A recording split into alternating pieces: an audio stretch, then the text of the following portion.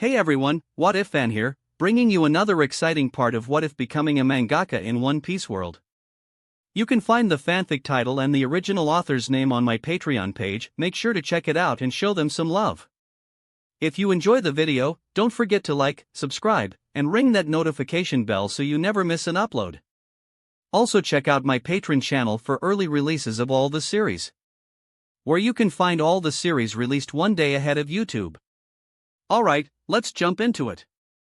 Chapter 91, The Dirty Pirate World. Amatsuki Toki. Rob noticed a group of 15 women, who are being led by pirates towards a base in the island's jungle. The pirates group, as well as the island itself, were very familiar to Rob. But the group of 15 women was unfamiliar. No, only one of them he was more familiar with her. I think they hunt women from neighboring islands or merchant ships to sell them as slaves. Rob wasn't surprised by this fact. This was the world of pirates. Slave hunting is very common, plus this group of women is very beautiful. If the timeline goes the way it was originally, it will be Odin, who endured for 3 days held by a rope at sea, towed by the ship, Moby Dick, and in the last glimmers of his success in the challenge, a woman in distress made him decide to come to this island that far away 3 days from Wano by ship. Yes, the woman who Rob recognized among the other women was Toki, Odin's wife and the mother of Momonosuke and Hiyori in origin. She may have originally managed to escape from the Takatapus pirates right up to the moment when Odin managed to save her. But now, it was obvious that she had just been caught with another group of women, and maybe there is a bigger group in the pirate base, who knows? Well, I never expected to meet something like this. Should I avoid this and let fate take its course or save them? But that means saving her as well. Rob's senses were focused on the woman with light green hair and dark green eyes. Toki was extremely beautiful. She could be considered one of the most beautiful women in One Piece. But Rob, who was married with Alvia and he's seeing beauties like Sora and Rouge daily, didn't really care about her beauty. It was her mysterious power that really could catch Rob's attention. Her power was one of the One Piece's secrets that baffled many followers. What if the time fruit also could be sent the people back toward the past instead of just sending them to the future? What was the cheat? This was the cheat. If Rob intervenes now, Odin may not be able to repeat his heroic attitude, and Toki, she may never fall in love with him again. But if he does not intervene, the other women may not be saved, and will they be sold as slaves by the damned pirates? After all, that octopus, Karma, not only died but became an ally of Whitebeard in the future, plus only Toki was saved and no other women were mentioned in Flashback Odin. This just shows that this world was extremely brutal, and its true brutality was never shown to the One Piece fans on Earth. Rob was not an emotional person, but he was not someone who could see people enslaving in front of him, and he continued on his way as if he had seen nothing.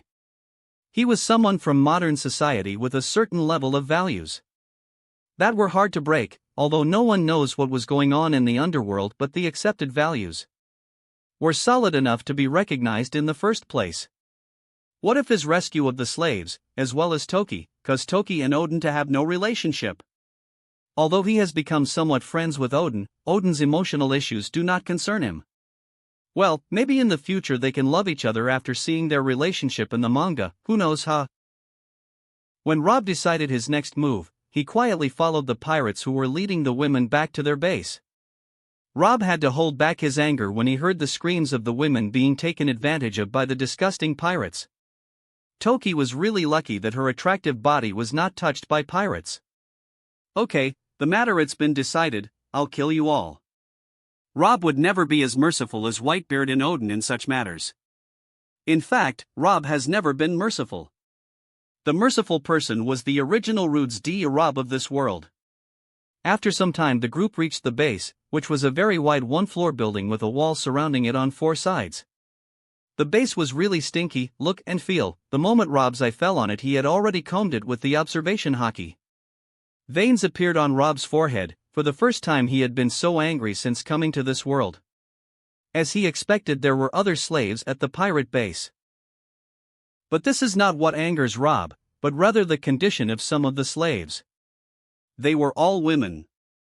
Some of them were pirates' pleasure slaves. They couldn't be sold to celestial dragons. They could just keep king them to death. Some of them had already died, while others were dying. Most of the pleasure slaves were soaked in liquids and they didn't even clean them.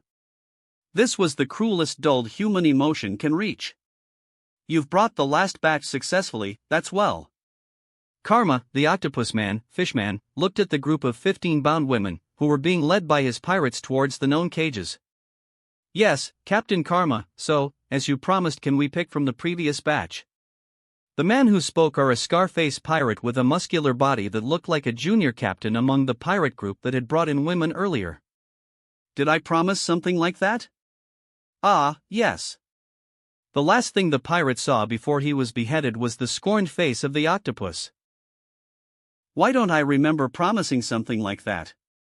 Did I promise what this dead human said here? The pirate that Karma pointed at shivered in fear, but he didn't dare disobey his captain's words. No. Captain, he was just talking about bullshit. Yes, he was definitely talking nonsense. The last 4 batches we painstakingly collected from the highest quality to sell directly to celestial dragons, each of them is excellent quality. How can we use them for pleasure? Recently, there has been almost no demand for celestial dragons for slaves, not only pleasure slaves but all kinds of slaves, which has caused widespread concern among professionals like us. The only logical explanation we all agreed on was that celestial dragons had come to prefer quality over quantity. Do you understand? Now, why let you enjoy all that junk there? It's because no one wants them anymore. High voltage boom. High voltage. The sky shook with a roar of thunder at this moment. The sound of the thunder explosion was so terrifying that most of the pirates shrank in a moment of stupor.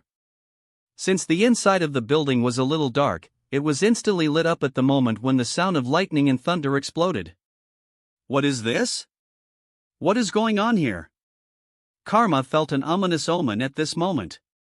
Suddenly the roof over their heads began to crumble strangely. No, it is more correct to say that it was turning into a different substance. More precisely, a white substance. In the terrified pirate's eyes, it was like paper. A solid concrete wall that was turned into paper? What is the meaning of this? In response to his instincts, Karma took out his 6 swords at once. He was ready to fight, because this was definitely an enemy attack. You fools, get ready to fight. We have an enemy. Yeah, Captain. Who is the fool who came here to die? Show yourself. Very quickly he turned the entire roof of the building into paper, followed by the walls, from top to bottom, before finally moving to the floor. Before they even knew it, they were standing on the uneven, papery ground constantly swaying, threatening to dent at any moment. But it doesn't matter now because... How would you describe it? Yes, they lost the will to fight a long time ago. This is because the god was above their heads. No, it was a demon god. The size of a face was only like the sky itself.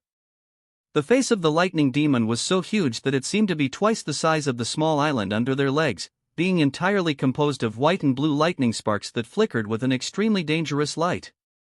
Touching it means inevitable death. He was looking down on the group of ants below sarcastically and contemptuously. Long ago, thanks to his immortal body, Rob's mastery of the lightning fruit had reached a level that even Enil would dream of reaching in his 100 years of training. This was just the face of the lightning demon god, the entire body had not yet appeared. As for using this motion on a batch of shrimp, it was like using a butcher's knife to cut vegetables. But for what they've done to these innocent people, Rob will make them see the hell before death. There is no longer a roof or cages to prevent women, slaves, from seeing the terrifying face of the demon in the sky. The cages that imprisoned them all turned to paper and scattered in the place, forming the paper in comfortable sofas that received the weak bodies of women on them. The papers also covered the bodies of naked women, both dead and living, and shaped them into appropriate clothing. Rob counted 65 women safe, 15 in serious condition, and 12 dead. This was terrible and very unfortunate. The women knew that someone had come to save them from the indescribable feeling of safety they felt from paper sofas and clothes that didn't look papers in any way. The former feelings of fear and despair turned into joy and happiness, and then into tears. Only one woman was looking at the lightning demon in the sky with extremely deep curiosity. As for the pirates, who numbered in the hundreds, each of them was tied with extremely dense paper chains in the shape of a cross. Karma desperately tried to get out of this predicament but could not move his 6 arms an inch. Even the limbs of the octopus above his head were tied tightly as if the owner of this trap was not giving him any chance to escape. Don't bother yourself, octopus, you can't escape that shackle even if you're many times stronger than your current self. It's a paper cuff as thick as the pages of the entire story of Game of Thrones. Just give up. You can crack the sea stone but you can't crack this papers. Rob finally appeared on top of the pirate group with his paper wings, finally ready to judge on these scumbags. Chapter 92, The Third Devil Fruit. Don't bother yourself, octopus, it's not possible for you to escape from that shackle, even if you're much stronger than now. It's a paper cuff as thick as all the pages of Game of Thrones. Give up. You can escape from the sea stone but you can't escape from it. Rob finally appeared on top of the pirate group with his paper wings, finally ready to judge on these scumbags. His current form looked exactly like the angel who had visited Kokoyashi village one day. Majestic and cyan, it seemed like the arrival of a judgment. Rob took his eyes off the pirate group and looked at the group of women who were in different small groups. Don't worry, you're free now, no one can hurt you all while I'm here. When they heard his gentle and considerate tone of voice, the last dam in their hearts collapsed and they began another session of weeping. In all worlds, the suffering of slaves, especially women, was unimaginable, so when they survived this situation, it was almost impossible not to cry in such a situation. Even Toki cried in such a situation. This was a man with wings who looked like the Lunarians in one of his wings, simply he is too adorable. /N, Rob still uses 2 different colored wings. For those who ask why this, I'll tell you it's a subconscious habit that reflects his personality, so he doesn't forget his true roots. White means Rob from the world of pirate and black means Rob from Earth. Thank you, great sir. You saved my life. I will never forget that. You are my benefactor forever. Thank you. I love you, benefactor, marry me. Rob. After their happy weeping, Rob heard many sincere thanks from them, even those who were in poor health pressed for words of thanks. Someone even offered to pay Rob with their hot bodies just to show how excited they were. They were going to be sold to the celestial dragons after all. Their lives would be a real hell. At this moment, Rob casually waved his hand and a glass barrier formed that covered all groups of women who fell into a stupor once more. This barrier will protect you from what's to come, so you don't have to worry. The pirates who heard Rob's words felt a tremor in their hearts, only now did they know that this man here was intending to crush them all. They all started begging for mercy after that, even their captain, the octopus. What else can they do? This person flying above them was so powerful that it made them feel despair. In a pirate world, when you encounter such a person, there is no harm in asking for mercy. You want me to forgive you? Yes, great sir, we will never do something like this again, please forgive us. You are Sky Sword, Rob, the 4th cadre of Roger Pirates, right? I got to know you, we can become a supporting fleet under the banner of Roger Pirates, so think about the benefits of that. Karma started talking nonsense, maybe that's how he survived Whitebeard in the first place, who knows? Ha ha ha ha ha. Do you want to become a fleet under the Roger Pirates? Aren't you asking for too much? Pirates. Okay, I won't waste time with you anymore, go to hell. I will tell you that before you leave, you are the first to die with the most powerful killing move I have, so it is a kind of honor. Pirates. And before I forget, even though you are now dead because of me, you will live in the hearts of fans one day when you appear in the manga because of me too, so, you kind of stay alive. Pirates. Rob slowly raised his hand to the sky, but he wasn't slow at all. A slow motion appeared in the eyes of the pirates and women who were watching from behind the barrier. Thick sparks of lightning flew from Rob's finger and with lightning speed, it entered the huge forehead of lightning demon god in the sky. At that moment, the demon opened its eyes, announcing the fall of the demon god's terror on the island. His eyes were made of pure white lightning, carrying within them a frantic feeling of inevitable death. This attack wasn't Rob's strongest out of thin nothingness, he used all of his knowledge of creating the techniques most terrifying of those novels in Eastern and Western fiction to create them. In this, he used his inexhaustible physical strength to combine powerful haki with deadly lightning, forming an inevitable killing weapon. It was not the size of the lightning demon that was frightening in this attack, but the lightning formed from it, that was the most frightening. It was raw energy, impossible to produce in an instant even for an immortal like Rob. He needed a full 5 minutes to accumulate this level of lightning intensity with haki, to create an attack of this huge size. Rob was inspired by this attack from a Western novel he had read in the past concerning a demon lord from the abyss. The demon lord's attack was smaller than Rob's, but still wiped an entire city off the map. Now, Rob was desperately expecting to see the efficiency of his stronger attack. Under the terrified gazes of the pirates and even the women protected within the barrier, the lightning demon god opened its mouth, ready to swallow the entire island. Lightning God Pillar. Rob slowly pronounced the name of his attack. This was his strongest move after all, although saying the name of the attack out loud was embarrassing, but Rob's enthusiasm covered the embarrassment. He was anxious to see how much damage the super attack would do. He couldn't see the damage of the Judgment Sword in the past, but no one would stop him from seeing the damage of the Lightning God Pillar.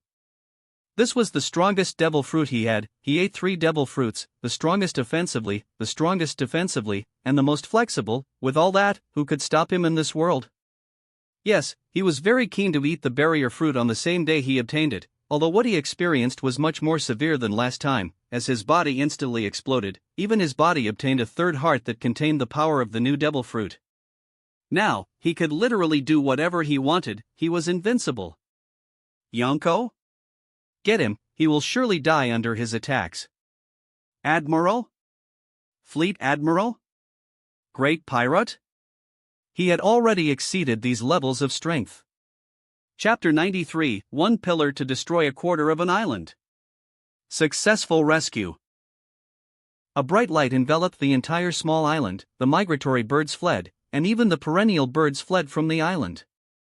Even the animals felt the danger and crawled from the forests towards the shores of the island. If the sea had not stopped them, they would have continued their exodus. An extremely dangerous blue energy pillar fell from the sky, or the mouth of a demon god. The energy pillar was a full 100 meters wide. Before it reached Earth, the pirates lost their sight due to being too focused on its blinding light. On the other hand, the women inside the barrier could not continue to see it, because they couldn't open their eyes. The day turned into night, and the night into day. It was a terrifying attack, from the level of the energy ball that Goku needed to assemble into an entire arc. /N, hello. Dragon Ball fans. This amazing scene was captured from several neighboring islands, including Wano.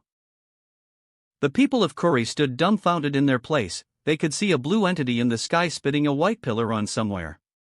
Despite the far distance, the size of the demon god allowed many people to see him. This lightning? For some reason, Whitebeard remembered Rob's face at this moment.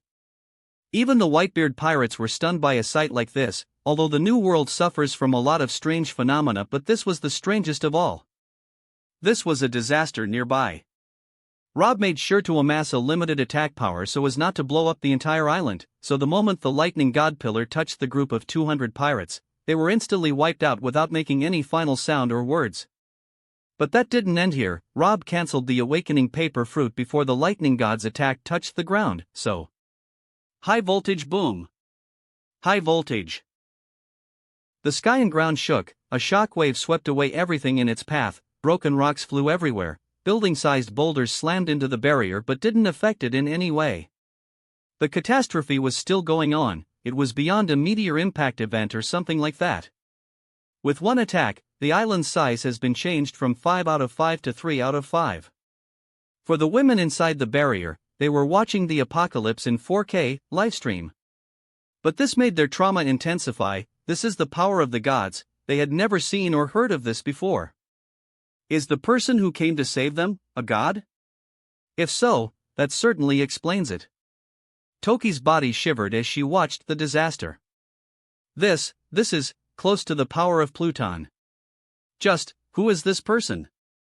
Why does someone like him exist in this era? He wasn't supposed to exist. That doesn't make sense. If he was an enemy, then there's no room for the prophecy to come true.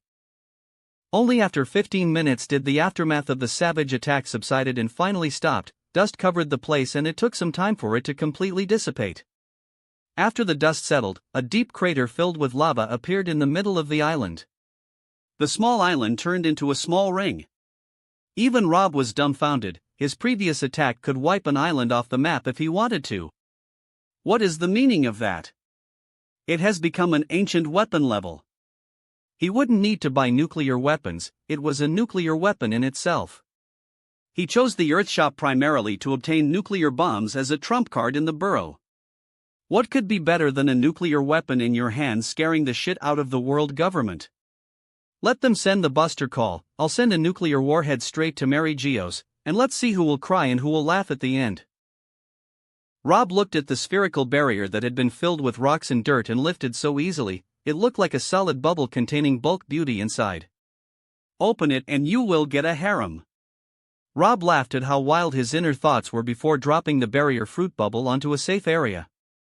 Immediately after that, he cancelled the barrier ability and walked to check on the condition of the survivors.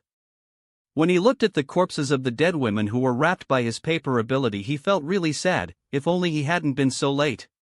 When the women saw the grief on the face of the god who had saved them, they hurried to console him with phrases like, "It was not your fault, it was their fate, thank you for protecting their corpses, their families will be grateful," and many others.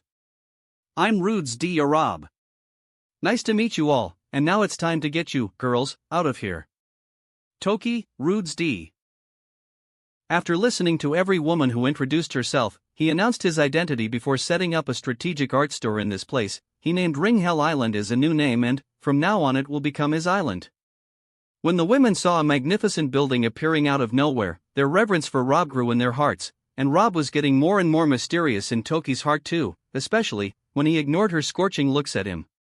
Rob's good looks, temperament, and divine power made all the women present get thoughts of him, including Toki herself, but Rob didn't take advantage of such situations to get women. He has a 5-month pregnant woman. He wouldn't have another woman as long as there was no mutual love and Alvia was satisfied with her. Rob didn't pair Sora with Alvia without a reason after all. If he liked a girl he'd move to get her. That was Rob with the black wing. But if that didn't please his wife, he wouldn't have her. That was Rob with the white wing. Chapter 94, Requesting a Service from Kureha. Taking Toki to Ueno. Rob bought 15 recovery beds with modern equipment from the system shop, and carefully placed the injured women on them under the stunned looks of the other women. Soon, Toki and some nice women came to support him in this. Enough, put them on the beds, don't touch anything else, you'd cause the trouble in their modern equipment. Yes, Rob-sama. After a while, he finished observing the condition of the injured women and decided which of them needed urgent medical attention. With the help of his photographic memory, he was able to bring back some memories about medicine and healthcare so he could do that, but that's where his experience ends. He now has to seek help from a real expert. He quickly contacted Alvia and her group, who were not late when they found out about the matter. Alvia came out of the art store. Her swollen belly was a clear indication of her pregnancy. She was overflowing with the maturity of motherhood. Rob missed her so much, so when they met they hugged and kissed without paying attention to the others who watched it all with double amazement. Soon, Alvia, Sora, Rouge, and the rest of the waitresses move into the group of female survivors after Rob tells them everything about them. In order to console them and help them overcome their psychological situation first, and also to check on their health. They felt pity for them, so they were happy to help. Rob touched the dead bodies and placed them in his inventory to provide a decent burial for them later. He then proceeded through the art store towards the Kingdom of Drum, after reassuring the group of women that he would be back quickly. The moment he arrived, finding the art store full as usual, he greeted the excited locals with a smiley face, before searching for Dr. Kureha.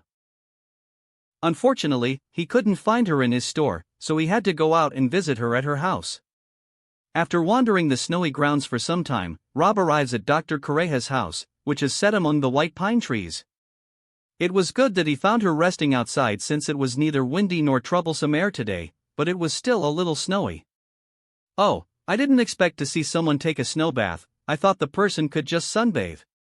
The pirate world really is a little different from the common sense in my world.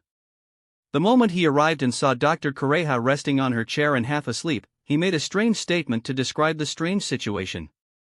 What do you know about logic, kid? What you call a snow bath has a lot of health benefits if one gets used to it. Maybe your world has a strange logic, cold is a cure for the disease. Oh, is that you? Kureha took off her sunglasses, maybe snow glasses, and recognized Rob, feeling a little surprised. Thanks for the valuable advice, Dr. Kureha. Rob smiled humbly. It was great to take advice from someone who could extend his lifespan and keep himself healthy. You're most welcome. I suppose you came to visit me? Yes, do you have some time to hear my request? Kureha got up from her seat and put on her coat before opening the door of the house. Sure, please come in. Thanks. Minutes later, they both came out again. Kureha was holding her medical equipment in one hand. As expected, after Rob told her the situation in detail, he was able to convince her to help him treat the injured. Above all, Dr. Kureha had a good heart, and Rob's brilliant reputation on Drum Island also contributed to her inability to refuse. But Rob promised her to pay all the patient's expenses out of his pocket, so there was no reason for Kureha to refuse. Soon, both of them arrived at the art store. Previously, he had modified a large infirmary-shaped room in his personal section. He left Kureha waiting for him and returned to fetch the patients. Rob returned to Ring Hell Island and finds that everyone has entered the art store as he requested. From there everyone, survivors, patients, and waitresses, was taken to the art store in the Kingdom of Drum, where Dr. Kureha was waiting, of course, without their knowledge. When Dr. Kureha saw a large group of women entering the comfort room in the infirmary, she was surprised, but she didn't ask about it. All she cared about were the 15 women on the recovery beds. After praising the quality of his medical equipment for some time, Dr. Kureha asked Rob to help her get all of them into the treatment room quickly so she could start her work. Rob didn't hesitate and simply snapped his finger. The 15 recovery beds disappeared and reappeared within the treatment room to everyone's shock. Rob then gestures for Alvia to follow him out of the hall. Wife, I'm going to take one of the unlucky women to her destination. I want you to take care of the rest and see where they want to go so we can take them home later, okay? Alvia nodded with a gentle smile, before hugging Rob excitedly. You don't have to worry about this matter. Most importantly, I'm glad to have you, my hero. Once again you saved so many people and won so many hearts. They used to revere you like a god, BFT, ha. When they knew that God is married and soon he will be had a child, they couldn't handle this. Rob clicked Alvia's forehead gently. Now you know how great your husband is, huh? Rob-sama, thank you for accepting my selfish request so quickly. Toki slowly bent over to Rob, showing her gratitude for him, but Rob stopped her. No need to do this, Miss Toki, it's my duty. Since I saved your life, I'm responsible for it until the end. Until the end. Toki's face suddenly turned red as she thought of something. They were both outside the Ring Hell art store now. Nobody among the women who were former slaves knew that they had moved through space from the new world to Paradis because they didn't feel anything strange. In their eyes they were still inside the art store.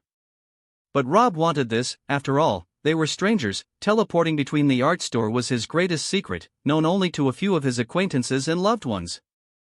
Therefore, despite using it, it will make it secret to strangers.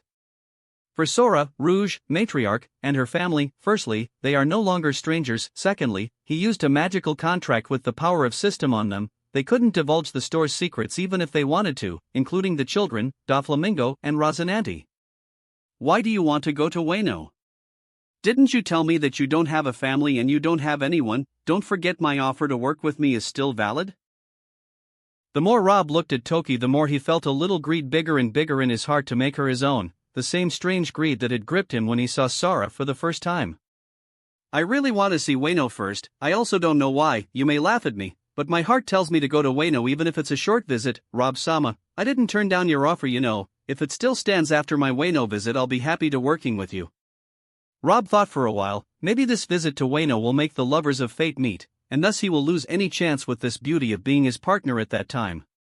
After some thought, he decided to do what she wanted. Well, even if that happened and she became Odin's wife despite all he had done, he wouldn't regret it then. If he still had Alvia, as long as he had Alvia, he wouldn't regret it about anyone else.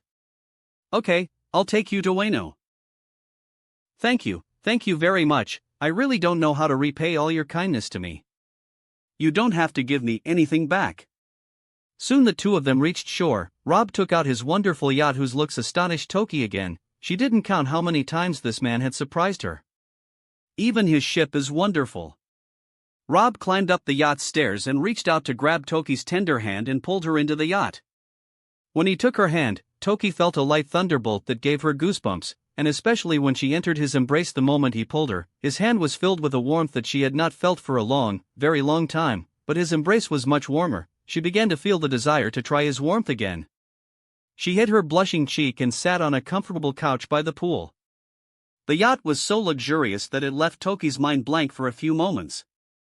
She didn't wake up until Rob brought 2 big glasses of fruit juice and 2 bottles of vodka. The yacht had already set off on its trip, so there was no harm in drinking with a beautiful miss.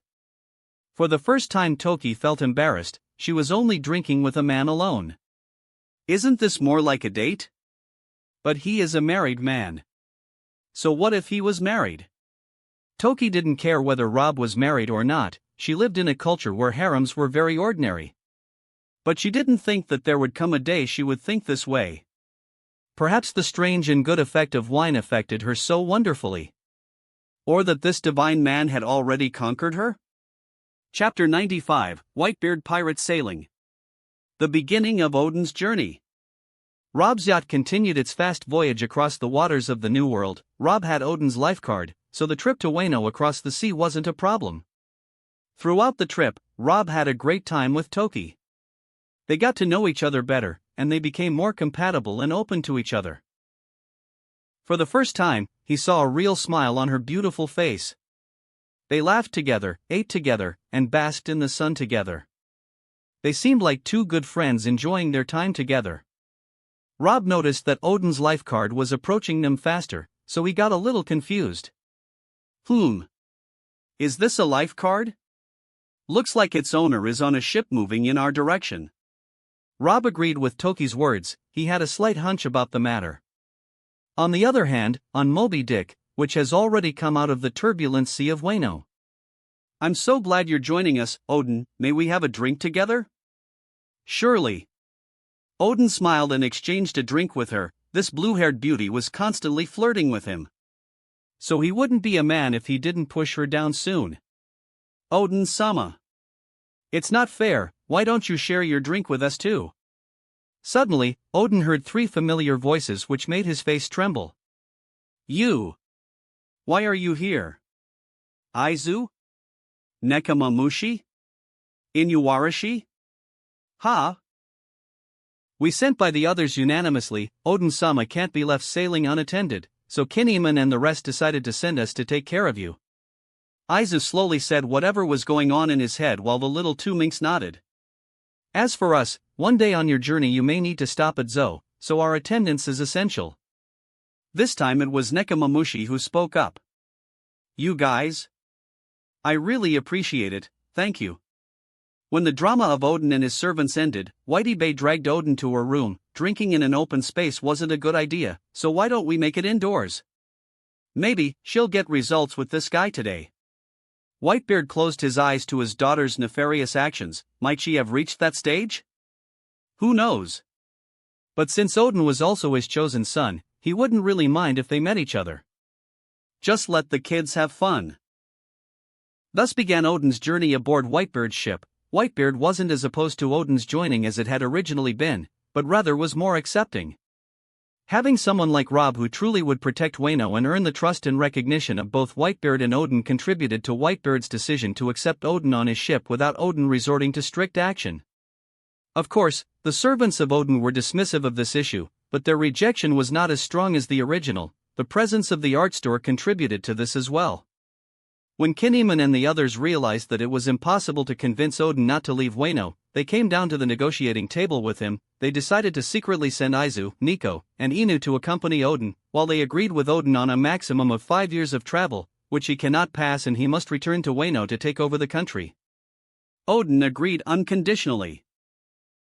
Before taking the trip of a lifetime, he had met his father and made sure he was very healthy and living a good life. The same goes for Yasui. He visited him and chatted with him a bit as he gave them many manga volumes that made them addictive. Curry would always be in a fuss about the art store, so he wouldn't worry about the prosperity of his district. She'd bypass the capital for sure. This made him leave the country with a satisfied and relaxed heart, unlike the original. Just having someone like Rob made him completely at ease. Odin had thought that his friend was stronger than him, so there was no problem in protecting Wano. His father and Yasui already knew about Rob's existence, so Rob is already getting a good reputation with the Wano rulers. A wonderful scene happened at the moment. The Whitebeard pirates were cramped to the left side of the ship to see a luxurious-looking metallic ship passing by their ship. Rob and Toki stood next to each other, dressed in summer clothes and sunglasses. Throughout their trip, Rob continued to invade Toki with his contemporary ideas about the necessity of enjoying life, so Toki was slightly touched by his words, which reflected on her cute appearance. She is no longer wearing a pink kimono, Japanese traditional dress, but rather a modern suite consisting of skinny shorts and a more feminine t-shirt, looking like a model or a cosplay actress. Even Rob was very impressed with her cute looks. But at this moment, when Rob was intending to propose the idea of swimming together and getting an extra step to win the heart of this time fairy, Rob and Toki suddenly saw a large white ship coming in their direction. At lightning speed, Rob went to the cockpit to change the course of the yacht, so as not to crash into the ship in their path. The two ships approached until they were completely equidistant from each other. Finally, the passengers of both ships were able to get to know each other. Gorarara! What a nice coincidence, Kuzo. Rob Dono, are you done with your works? Looks like you're going back to Wano. Yes, I am already going back to Wano. Looks like you have decided to leave already, Odin.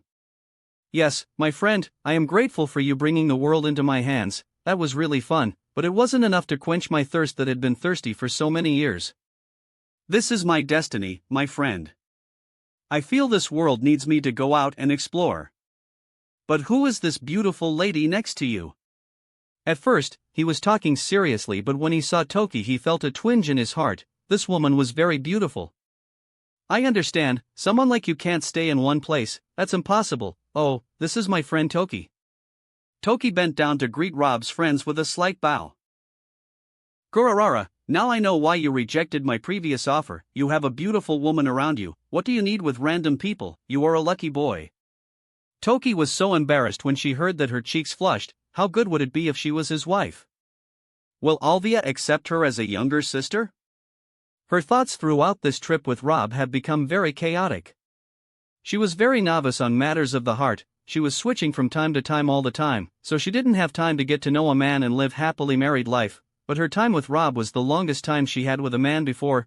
She's never been with men before. Rob was the first. Not only did he save her, but he gladly accepted her wish, heard her incredible story, and extended an olive branch to her, ready to accept her into his family, as was Alvia more willing. All the while her ideas turned from mere ideas to reality. Rob was the first man she felt attracted to. Unfortunately, Odin didn't get such an opportunity, because Rob unknowingly took it. See, Whitebeard, I told you that Odin will board your ship, whether you like it or not. After the chance encounter with Rob and the Whitebeard pirates, the two ships continued on their way thereafter. Ui! Rob Dono. Take care of Wano Kuni. I'm going to pay this debt back in the future. With a smile Rob nodded at him, so not to worry, it was the least he could do for this man right now. Rob looked at the turbulent sea into which the yacht had entered and felt that their ship's voyage ended here. Toki-chan, I think we will continue the trip by another way. Another way? Which way? Leaves formed into wings on Rob's back, and his look like a mixed Lunarian and Sunshine person reappeared in the full shape in front of Toki. Why do you look surprised?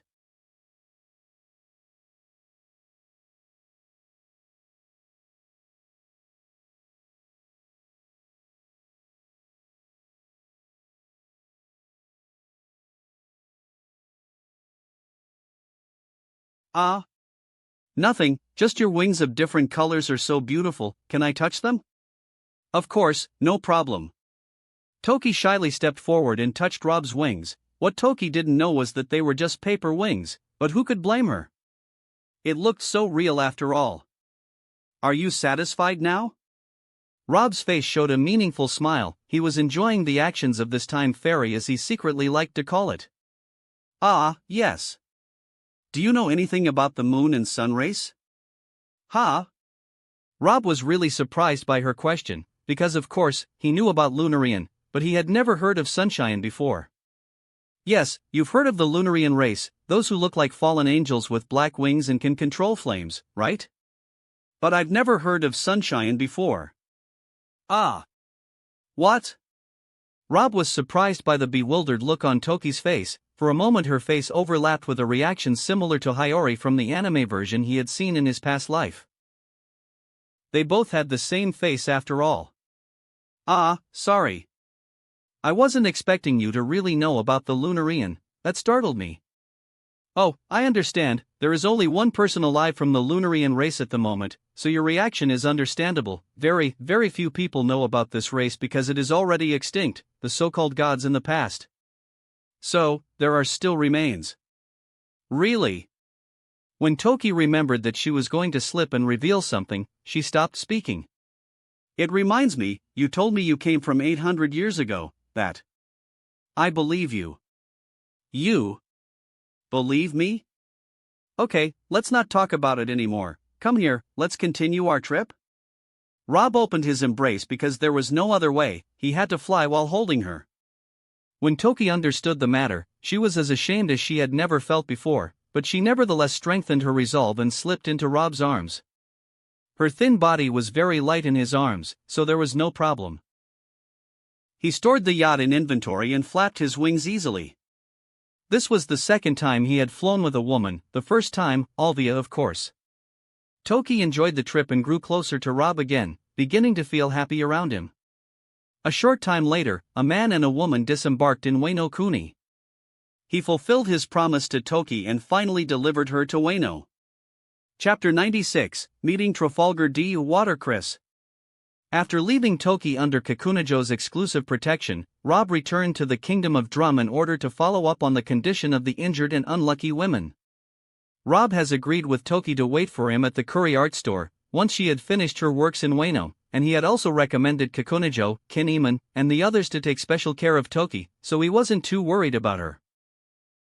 After receiving the reassuring news from Alvia regarding the stable condition of the 15 women who were being treated by Dr. Kureha, Rob breathed a sigh of relief and moved on to his next target. Flivence Island. Yes, a visit to this dreary place with a beautiful facade was again on his schedule a long time ago. He had a dispute with the royal family to resolve, but the most important thing was that he wanted to meet Trafalgar D. Watercress. It's time to hurry up and help this dead city in order to find a way out to survive. Destination, Art Store Flivence. The teleportation room in the art store Drum Kingdom glowed, and Rob disappeared from the scene afterward. The next moment, he appeared in a similar room. Rob walked out of his personal section and was greeted by a good number of people visiting the store. After all, it wasn't the day a manga volume was published or an event of some sort, it was a non-commercial time of the day. But even so, there were so many people that made Rob happy. These people recognized him and caused such a stir, after all, that Rob would come over and over to Flevence, so much so that some thought Rob was always in their city. It was a common misunderstanding among every city that had an art store. Hello, Rob-san. We missed you, store owner. Hurry up and let us know Nami's condition. We want other chapters. What happened after Aizen escaped from the Soul Society? We want to know. Rob greeted these people with a smile as he walked out of the art store. As for the people who wanted spoilers, Rob didn't enjoy spoiling up stories for the readers, so he shrugged them off. Rob walked the white streets of Flivence, and the city would have been so beautiful if there had been no dreadful tragedy behind its beautiful facade.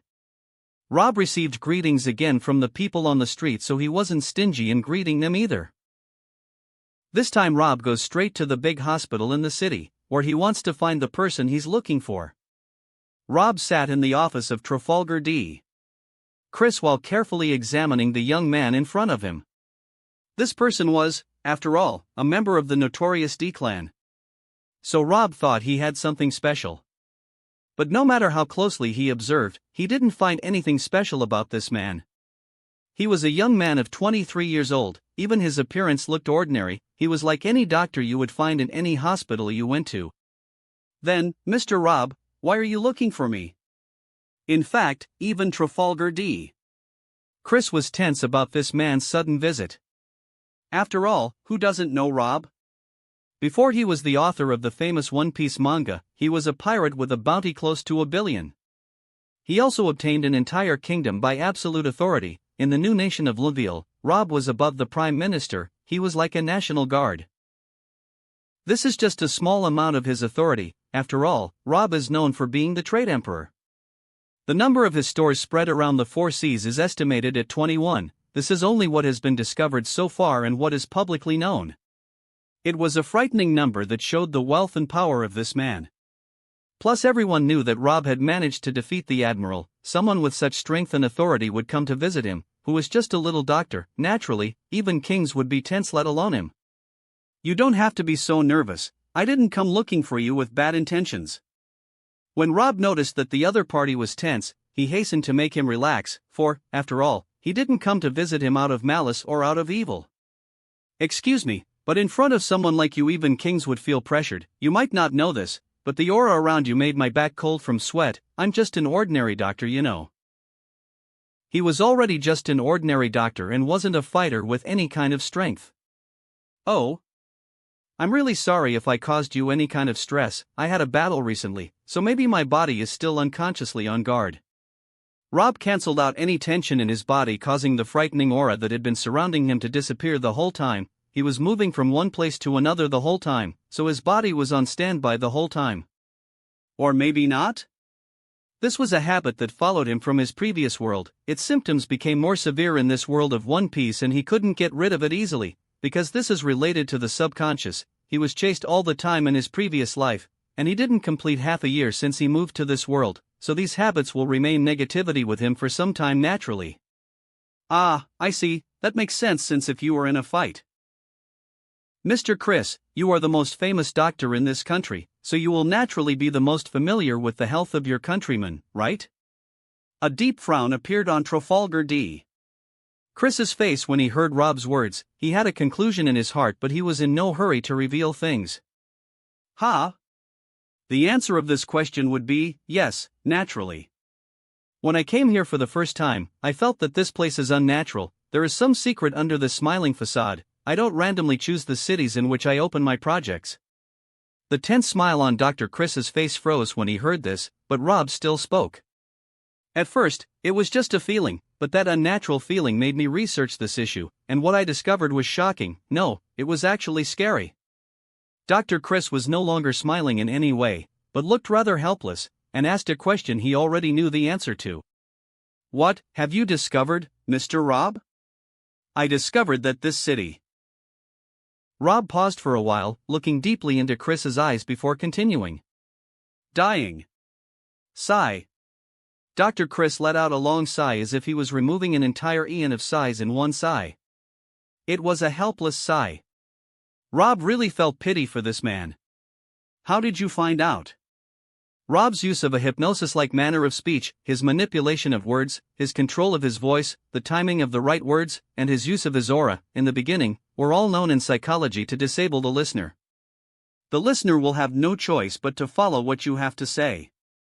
It's very easy. Anyone who is competent and knows a little science, if he looks into lead amber, he will find how harmful it is to the human body in the long run. Inhaling its dust will certainly cause pulmonary constriction, and it also has carcinogenic properties that reduce the life expectancy. This substance is dangerous. Trafalgar D. Chris no longer has anything to say. This man in front of him already knew everything. Then since you know all this, are you planning to blackmail the royal family? Why did you come to look for me? Why should I even blackmail them? They are doomed. I have come looking for you because I want to help you save this city. Have you thought wrong of me? Ha! At this moment Trafalgar D. Chris felt was deeply shocked. His mind couldn't comprehend what he was hearing. I have clients who are reading my books in this city. How can I let them die so early? Rob left satisfied completely after speaking to Dr. Chris. This man was so emotional that he cried so hard when Rob gave him a helping hand. Even Rob was touched by how responsible this man was as a doctor. The members of the D-clan were truly mysterious individuals. This man was giving everything he had to save this country's people. so Rob didn't hesitate to help him. He gave a drop of his blood after extracting the immortal attribute from it due to the system, only the healing properties remained in his blood. Rob's system has this ability, as long as it's something about the host's body he can do whatever he wants. It was an auxiliary function in the art publishing system. Rob lied about the source of the drop of blood, telling Dr. Chris that it was a drop of blood from an extinct mythical beast, and he believed him immediately. He also suggested that he work with Dr. Correja to create an effective treatment from that drop of blood. Trafalgar D. Chris didn't refuse and gladly accepted. Although he does not know who Dr. Correja was, he will have an idol in the near future. Rob had already spoken to Dr. Correja about the matter and how serious it was, and she agreed. Here Rob has done his part to save the people of this country perfectly. But his role doesn't end here yet. This time Rob appeared in the royal palace, exactly in the king's room, which looked as vast as a palace itself. The king with a swollen belly and golden bracelets was living bliss with his women on the bed, but when Rob appeared, feeling as if a mountain was pressing on him, the women, his harem, quickly left the room.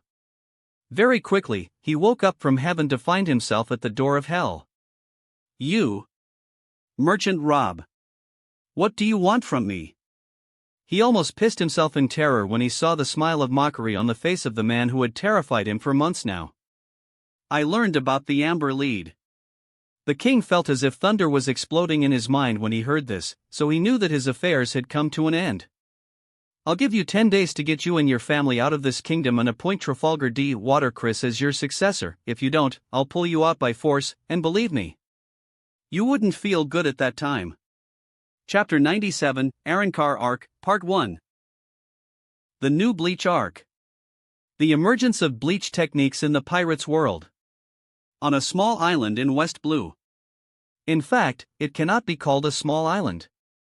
Because it was very small, it was 200 square meters in size at most, so it wasn't even a named island.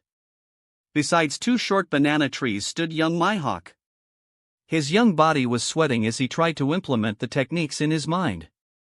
The technique he wanted to master the most was Shuunpa. This speed technique was the most convenient for him and the most amenable to mastering quickly. This technique has an 80% match with Sorrow of Navy, but it's much more flexible. It's way better.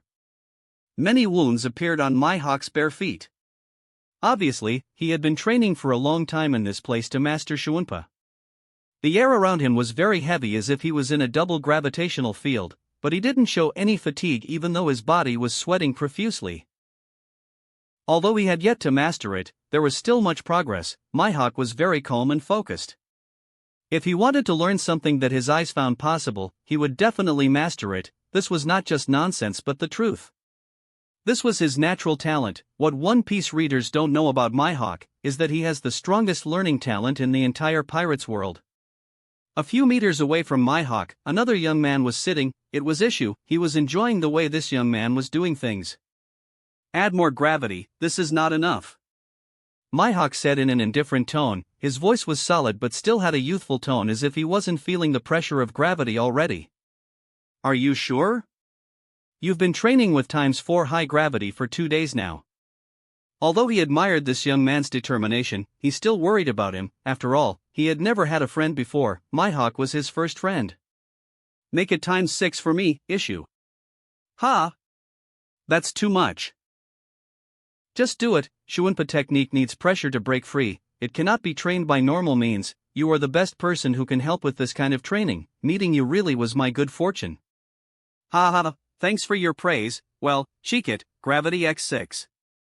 Thus Mihawk continued to practice diligently to master Shuunpa. What Rob didn't know was that because of him, the future admiral and the future strongest Chichibukai became very close friends. The future was heading towards an unknown place. At this moment, a green light appeared in the sky from the east. It was a very familiar light for Mihawk. This place was very close to an island that contained an art store. Art Store Frisia. This island was also close to Ohara. A new chapter of Bleach has just been released. Issue, let's go. Who? Really? I'm excited, so excited. I want to see what happened after Aizen ran so hard. Me also, Aizen is clearly the most powerful person in the Shinigami world, shrewd in planning and has terrifying and incomprehensible strength. How will Ichigo beat him? Let's hurry up and see, Frisia is already near here. Aren't we going to Ohara? You said you wanted to meet the store owner, and I also wanted to meet him. A glint of defiance appeared in Mihawk's eyes. The store owner was one of the strongest swordsmen in the world. Only one of this caliber could feel his blood rushing at the thought of his fight. The Sky Sword was someone of the same clay as the Dark King Rayleigh and the strongest swordsman in the world, Shiki. Okay, let's go to Ohara. We'll read today's volume in Ohara. Mary Geos. What monsters with amazing powers. Arrancar. Ichigo didn't have a chance. That Ulquiorra cipher has a cold aura around him as if it was death itself. I wasn't expecting Ichigo's father, Ishida's father, Shinigami, and Quincy to be respectively. This was really off the charts. And what about this person, Shinji Hirako? It sounds promising, an entire organization of Ichigo-like people with terrifying inner monsters under control. Aren't those enough to destroy the world? All of this can't be compared to Aizen's real target. Who is the Soul King? Why it do look so divine? That's right, could it be like Lord Emu in our world? Shut up, this is sacrilege for our Lord. For a long period, the five elders continued discussing the events of the Bleach manga with a burning spirit. Since the Bleach manga was a fictional manga that had strong techniques and a good global foundation and had no real threat to their world, like the One Piece manga, it had no controversy. Every volume was being discussed with a pleasant touch by the five elders. The festival outside caused by the noise of celestial dragons who were happy with the Bleach manga was a testament to how good this masterpiece was. The first part of the Arrancar arc, the Arrival arc, was so awesome. After all, it made all Bleach fans expect more. This time Rob didn't add Bleach fillers in the manga after the rescue arc, he just ignored them and went to the Arrancar arc. That was the important thing. He won't draw any unimportant fillers in his manga. Only padding that he deems important and worthy enough. In the empty throne, which was not empty at all. Long legs of a beautiful woman appeared. Only her long interlaced legs can cause blood to rise to the head and a person dies with the trademark Sanji, death by blood loss. A very elegant woman sat on the throne, enjoying turning the pages of a manga book. Suddenly, when the moment arrived when Yamamoto mentioned Aizen's target of attempting to overthrow the Soul King, an interesting smile appeared on her misty face. All that could be seen is a bloody glint in her red moon-like eyes. Aizen? Soul King? Interesting. Are they fictional characters? Should I ask my Rob-chan? Oh, Rob-chan, no one can please me in this grey world as much as you, fufufu. Unbeknownst to him, Rob had become possessed by a person too obsessed to comprehend it. Kingdom of Drum. In the medical hall of the art store, Rob suddenly felt a cold chill run down his spine. Alvia, who was holding his hand, felt this abnormal emotion. Don't worry too much, my dear, you've done your best, and they're already cured. Alvia was also angry. After all, these 15 women arrived in a very miserable condition. They were brutally raped by several pirates, and their genitals were badly damaged. It's strange that her husband wouldn't get angry and destroy half of an island with the pirates. Such was something she felt helpless about. Just thinking that her kind husband had experienced such an unfortunate incident made her want to blow these pirates' heads off with her shotgun. Rob looked at his wife with a look of deep love, although he didn't understand why he was getting goosebumps, but his dear wife always found a reason for everything. Of course, he was still angry about the condition of the women who were been raped. But what could he do other than what he did? He cannot reverse time. All they could do now was leave the group of women here to take care of them psychologically. The art store was the best place to treat a person's psyche after all. The proof is that these 15 women were enjoying reading One Piece manga right now despite their bitter moods. The same goes for the large group of women survivors, who enjoyed the manga before sent them to their homes in a happy mood by Rob. For the past 3 days, the team of maid sisters joined by a new member, Toki, has been looking after the 15 women on Drum Island, so Rob is back in his usual works. In Ohara, today Rob met 2 unexpected people. After enjoying today's volume in the crowded Ohara art store. By the way, Mihawk and Ishu were surprised by the number of surprises that appeared in it, from the appearance of Arrancar in the fight of Ulquiorra and Yami against Ichigo, Ishida, Uryu, and Orohime. By the way, Ulquiorra was just a spectator because Yami alone took care of them all, to the emergence of the Visored group led by Shinji and the appearance of Grimjaw Jiggerjacks as well. Overcoming Ichigo's shit, Hitsugaya and his Shinigami team against Hueco Mundo team, Rukia reappears. Ichigo and Ishida's parents reveal their true identity under Urahara's more mysterious urges. Mihawk and Ishu's reaction to the chapters today was naturally excited. But Mihawk, as usual, was quick to save any new techniques that appeared in this arc. When they intended to leave the art store, the person they were looking for came out. The store owner finally appeared. Chapter 98, Navy Fleet knocking on the doors of Little Garden. While the world was preoccupied with the new fiery events of Bleach, the Navy had been on a mission to recover dangerous criminals on the run from justice for more than 7 decades.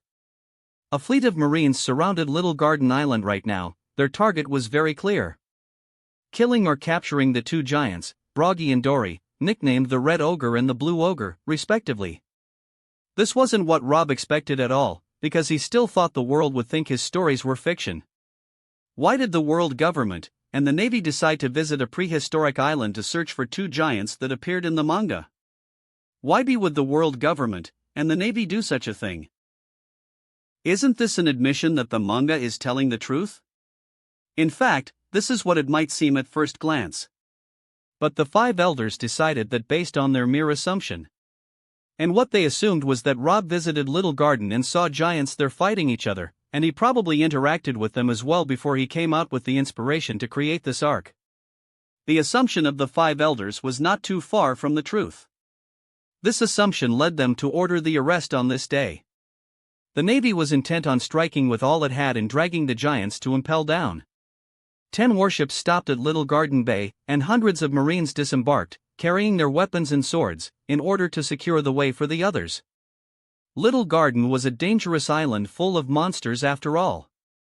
Under tight orders, Little Garden Bay was controlled by the Navy.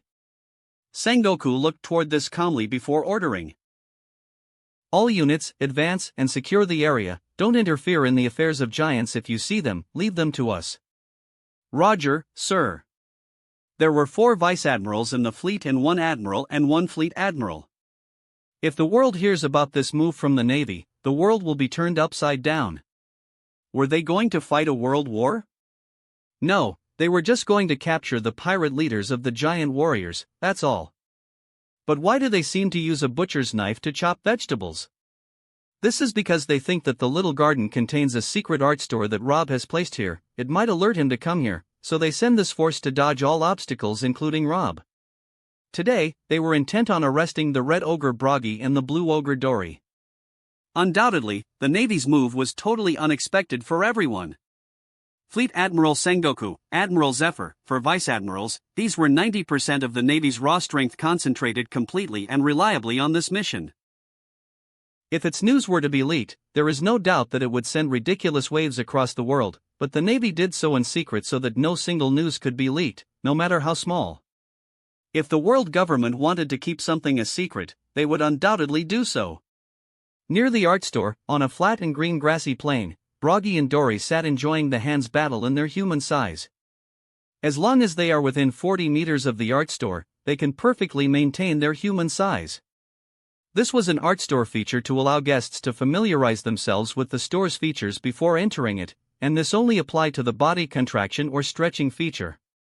Gegyo Jayagya. Broggy. You can't defeat me in a hands battle, just give up. You took advantage of my situation when I was drunk vodka and beat me. That's unfair, uncalculated. What's so unfair? I didn't ask you to compete with me when you were drunk, weren't you? Yes, but... Oh. Broggy, looks like we've got some extraordinary guests this time. You felt them too, Dory? Let's see who they are before deciding anything. Very quickly, the Marines and their officers spread to the lands of the Little Garden. Many dinosaurs and monsters were subdued, but some unlucky soldiers lost their lives in the stomachs of dinosaurs. This was an island that still followed the law of nature in prehistoric times, so if you are weak, you will surely die, if you don't have the plot armor of your captain, Luffy, who will protect you, like Nami and Usopp. With a solemn expression, Sengoku and Zephyr followed behind the vice admirals. Their goal was to reach the middle of the island, the place where the leaders of this island live. After they saw no shadow of a giant in that place, doubts began to fill their minds. Could they make a stupid mistake? What if there were no giants on this island? Since Broggy and Dory were near the art store, they were in human form, that's why the Navy didn't feel their presence. Only after they got deep enough and the trees near the center of the island got shorter, could they see something interesting? No, not just interesting, they saw what they assumed earlier and confirmed it at this moment. Art store beacon. There really was an art store in the little garden. That Sky Sword, he doesn't stop causing troubles, he really had an art store here. So what are we going to do if he comes? He's not strong enough even if he comes, I had a battle with him before, his danger lies in his overwhelming ability to use Haki without fatigue and heal quickly, but his body toughness is not enough, he can still be crushed like an ant. Zephyr said every word with conviction. After all, he had fought with Rob before and was aware of his strengths points and weaknesses, so he wasn't too worried about him. As long as they weren't in a place where he had too many people to fear for, they could defeat him. He could use that attack, the Sword of Judgment, if he wants to. You had a fight against him, so you are more familiar with him naturally, but your information is probably a little outdated. That bastard managed to push Shiki into the corner. What do you think of that? Zephyr looked at his old companion with a surprised expression and asked. Is the information confirmed? Sure, do you think I would tell you trivial information without credibility? That was out of my expectations. How could he get stronger so quickly? That doesn't make sense. For your additional information, he only fought with his sword, he didn't use his fruit ability at all, it was reported. Zephyr had nothing more to say. After some time, the Marines managed to reach the perimeter of the art store, which was standing alone among the wheat field. Go ahead, enter the store and check if there are people inside. Remember, don't cause trouble inside, this is the rule of the art store.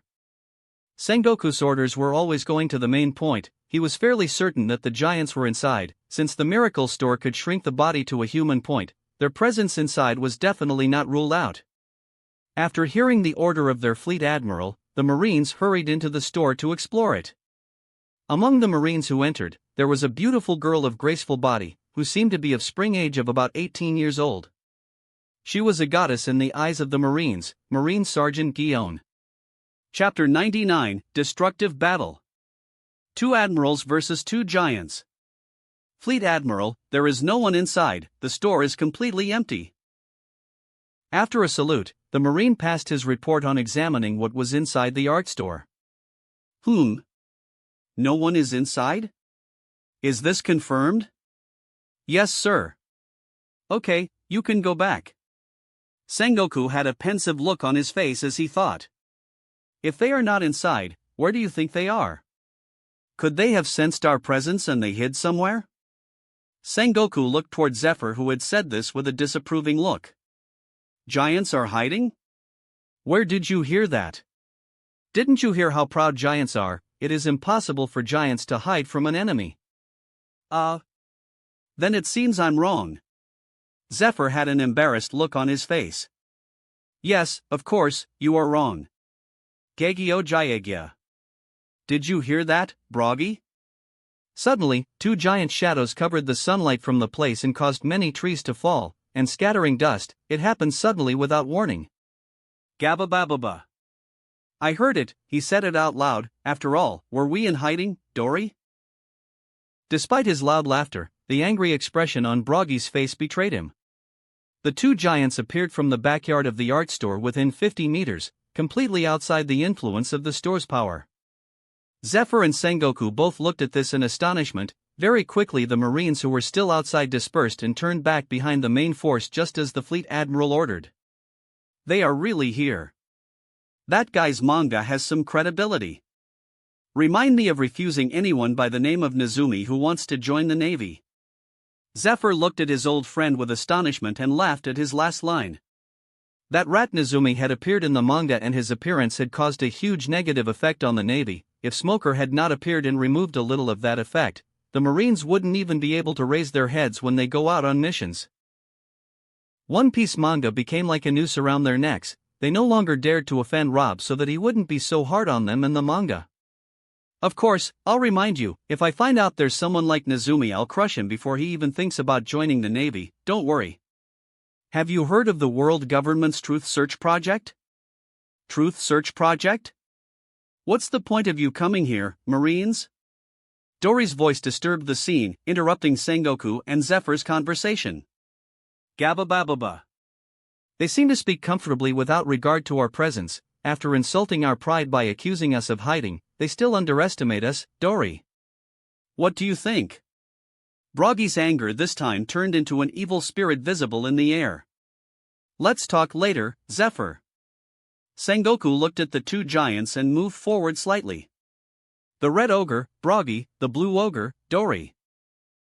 Captains of the giant warriors pirates, 100 million bounties for each of you, bounty from 74 years ago, you have caused fear and terror to the world even before my birth. I have neither right nor seniority to belittle the race of proud giants. There is no need for all this anger.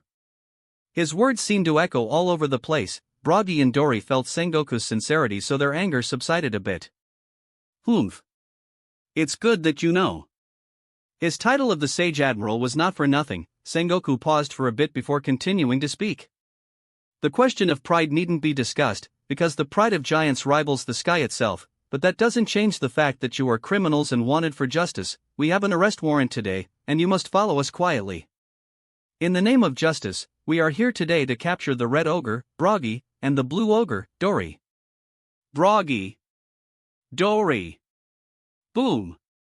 Boom. Boom. The earth shook and cracked, and sparks of collision attacks flew into the sky. A destroyed island's level battle has begun hours ago, between two admirals and two giants. A giant axe collided with a black fist and a frightening and horrific shockwave spread out, uprooting many trees. Broggy's gigantic body curved by a third and approached the ground due to Admiral Zephyr's fearsome attack. The gigantic axe that followed him centuries ago contained many crevices. This was undoubtedly the toughest battle he had ever been through. His friend Dory was in no better condition. Beside his stomach, Sengoku on his golden Buddha form was unleashing horrific attacks that made giant Dory spit blood. His sword was already broken.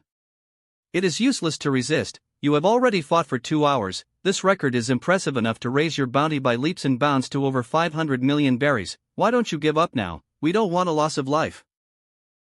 Sengoku was truly a vile person, his words showing an air of kindness that seemed like a heavenly law. This was the effect of the mythical Zoan devil fruit, Hito Hito no Mi, model, Daibatsu. In Rob's previous world, this negative effect of the devil fruit might not have been known even to Rob himself, but it is real. The mythical Zoan cannot be measured by common sense, it has sky-defying peculiarities. Both Broggy and Dory seemed to lose some resolve when they heard Sengoku's hypnotic words, but nonetheless, it wasn't enough to defeat the will of the proud giants. Gegyo Jayagya. You must be kidding, Marines.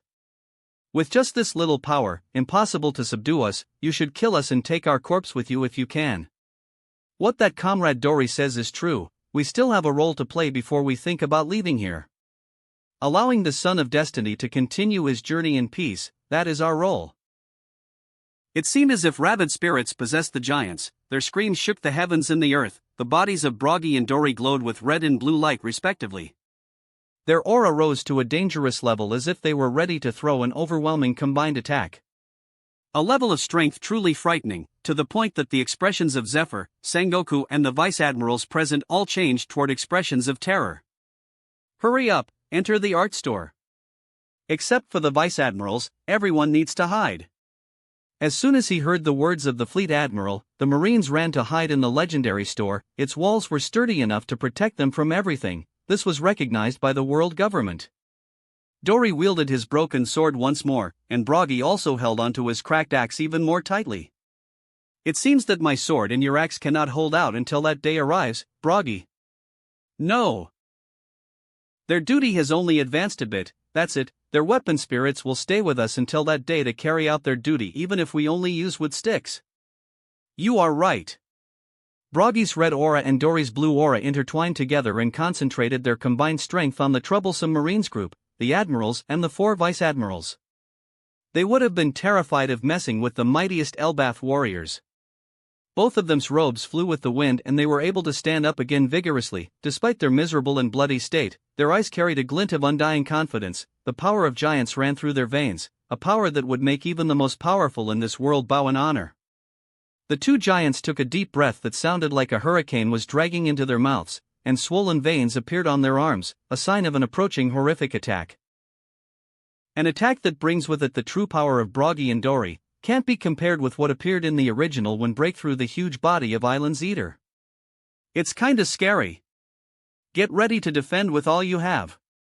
Sengoku transformed into Daibutsu again. He had to defend with all his might. They really underestimated these giants, but it's okay, no matter how strong they were, they had to fall here today. They had 2 admirals and 4 vice-admirals. In the face of overwhelming power, no matter how much they resisted, be with no sense. Daibutsu Palm of Mercy. Sengoku's hand turned into a huge golden palm the size of a giant's body, and he was sure of his strongest defensive card. Ikaku. Boom. The giants shouted in the name of the Giants' Race trademark attack and attacked with every drop of their strength and stamina. The eruption of the volcano that marked the beginning of their battles was every time a sign of their combined attack against the enemy. This time, the volcano erupted, announcing the emergence of the strongest attack in their quiver giants. The sky thundered and the earth shook. 2 crossblades a kilometer high, hundreds of meters wide, and in different colors, blue and red, shot out. A combined power made the sky turn dark. The island was split from the beginning of the attack to the arrival point, where it collided with a giant golden palm, and here the world lost its light again. A horrific explosion occurred, like the explosion of a nuclear bomb. Little Garden Island turned into horrific chaos, which was about to be cut into 2 little gardens instead of 1 little garden if the attack on Sengoku Daibutsu's palm had not been stopped temporarily. Sengoku sweated as he tried to stop the attack with all his might, but in the end, he couldn't stop it completely. The terrifying slashing attack slipped from his palm and crashed into them all, and continued towards the sea. The island was divided into 2 parts. The little garden was transformed into 2 little gardens, only a small part remained attached. It looked like scissors being partly opened, the hunched skeletons of Broggy and Dory drifting apart, each on its own small island. 1 vice-admiral died. The other 3 were seriously injured. Zephyr sustained minor injuries. Sengoku's anger reached the sky this time. The 2 strong giants fell on the ground without the ability to move. This was the end of the battle. Chapter 100, Scaring the Shit of Marine Goddess. Rob's arrival. The moment Broggy and Dory lost their combat power, their bodies shrank at a visible speed and a mysterious invisible light enveloped them before they disappearing from view. Since the giants were in life-threatening danger, the divine protection was activated right after their loss of combat power. They were immediately taken to the art store. No one could harm them inside the art store. Fujiro is dead. Damn the giants, where did they disappear to? The medical unit? Where the hell is the medical unit? Treat the wounds of Vice Admirals and Admiral Zephyr. Very quickly, Marines from the medical unit ran through the broken rocks in utter chaos and arrived at the Vice Admirals, who were scattered in the eye of calamity.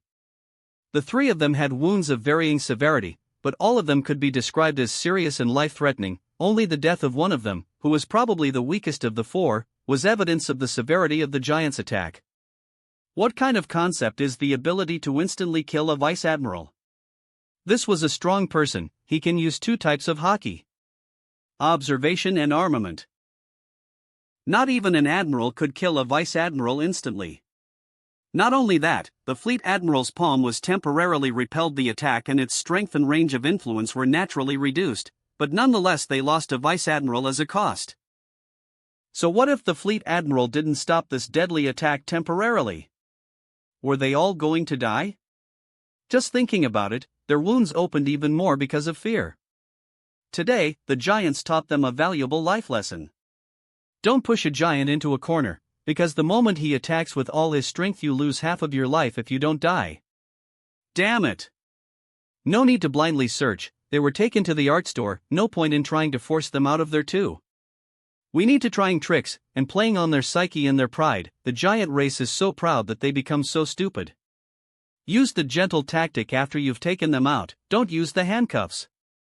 Yes, sir. A group of Marines stationed near the gate of the art store returned to enter the interior to carry out the tactics of the fleet admiral. Among them were the cute female recruits of the Tsuru crew.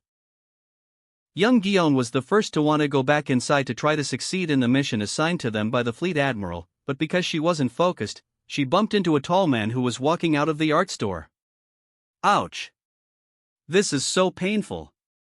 She felt like she hit a steel wall instead of going through the gate, but that couldn't be right, could it? The Marines who were following behind her turned back in terror, some of them even fell to their butts in shock. This is... Guillaume raised her head to see what she had collided with, but she saw the face of an angry man. Lightning was flashing within his eyes like electric dragons ready to stun someone to death. A vast aura swept across the place, causing Sengoku and Zephyr to put on a very serious expression. The simple task had unexpectedly hit a steel plate, not perhaps even a bit predictable. Young Guillaume's body trembled like a tree branch tossed by the wind. She felt as if she was standing in the presence of death itself. From this day forward, this moment will be imprinted deeply in her heart forever. Rob will be the epitome of fear for her, the only person she can't overcome her fear of.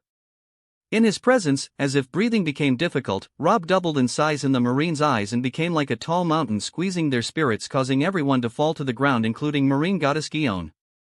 Before some time ago, Rob, who was on the island of Drum escorting the 15 psychically devastated women with Dr. Correja, Alvia, and the others, he received 2 notices from the system, which were different notices this time. Divine Protection activated, destination, Little Garden Island. Divine Protection activated, destination, Little Garden Island. This was not the first time he had received such a notice. He had already received it dozens of times. After all, this was the pirate world, the danger is everywhere. Many true One Piece fans across the 4 seas were rescued from the claws of death and taken to the art store they deal with right away. This was the greatest feature of the art store, which is not yet known to everyone, needing at least years for enough people to benefit from it so that it is believed as an indisputable fact. But the world government heard about this feature also. Although they heard about it, they didn't really believe in it, but today they faced this divine feature. What surprised Rob this time and made the blood in his body freeze is the destination. For the first time, this feature has been activated in the Little Garden art store. Twice, not once. Who were his clients in Little Garden? They were only 2. Broggy and Dory. Very quickly, Rob told the 15 women that he had important work to do and left their care for Alvia, Rouge, Toki, and the others before leaving the medical ward immediately. Since he was inside his personal section, he quickly moved into the teleportation room and was about to move. Of course, he didn't hide his angry expression from Alvia, Toki, Sora, and the others. They whispered to each other for a while and Alvia followed behind Rob. "Husband, what happened all of a sudden? Why do you look so angry?" Rob paused before activating teleportation when he heard Alvia's anxious voice. He looked at Alvia for a while before showing his usual gentle smile. "I have some friends in trouble, so I'm going to lend a hand, don't worry my love." Before she could say anything, Rob sealed her lips with a very hot kiss. Then he gently patted her swollen belly. "Come on, little Robin, get out quickly, this daddy's been waiting for a long time." Ha ha ha ha ha. Alvia laughed happily when she felt the warmth of her usual husband. This was the mood of her real husband, so there was nothing to worry about. "Dear, take care of yourself, I hope everything goes well." "Well, no need to worry." Rob came out of his personal section of the art store Little Garden and saw an infuriating sight, his dear comrades Broggy and Dory, breathing rough and bloody, at a random place near his personal section. "Broggy, Dory, are you guys conscious?" Rob pressed his anger into his heart before asking them. He was assured about their lives right now. They couldn't die in his store anyway, even if they were on their last breath. When Dory and Broggy heard their friend's voice, they were thrilled. Their friend was here for them. With great difficulty, they looked toward Rob and raised their hands in the form of a battle of hands to greet Rob. Rob returned their greeting without hesitation. We had a great fight, dude." "Yeah, you should see that golden belly Marine bastard's face when he failed to block our joint attack, gabababa." Cough. Cough. Since he had talked so much, Broggy coughed up blood at this moment. His injury was really severe, not only because of Admiral Zephyr's attacks, but the main reason was the backlash of using every drop of their strength in the crushing attack earlier. Don't talk, since I'm here, everything will be fine." Rob couldn't suppress his anger anymore. He got up and wanted to go out to face the Navy. "We are counting on you, my friend. Don't worry." This was Rob's response to Dory's confidence. It wasn't easy to get the complete confidence of the giant race. Only Rob and a few other humans in the past succeeded in this. When Rob came out in his angry state, he shocked Guillaume, almost causing her to pee on herself in terror. Rob didn't give her another look, even though he recognized his beauty. He wasn't in a good mood to appreciate beauty now. His friends were bullied because of his manga. He clearly had the responsibility, so he couldn't escape paying the price. He relaxed his defense a lot and allowed the Navy to give him such a blow. Lately, he was too relaxed and forgot how disgusting world government was.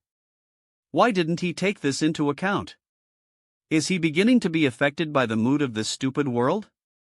No, not as if he hadn't taken it into account, but rather he was relieved that he thought the world government wouldn't dare to provoke him. But they didn't really provoke him. They wanted to catch wanted pirates. They didn't know they had some kind of relation with Rob. This was a mistake in Rob's own judgment, so he can only blame himself for this. Who would have expected that the world government would send a fleet admiral, an admiral, for vice admirals, and hundreds of marines? Isn't that what the word despair means?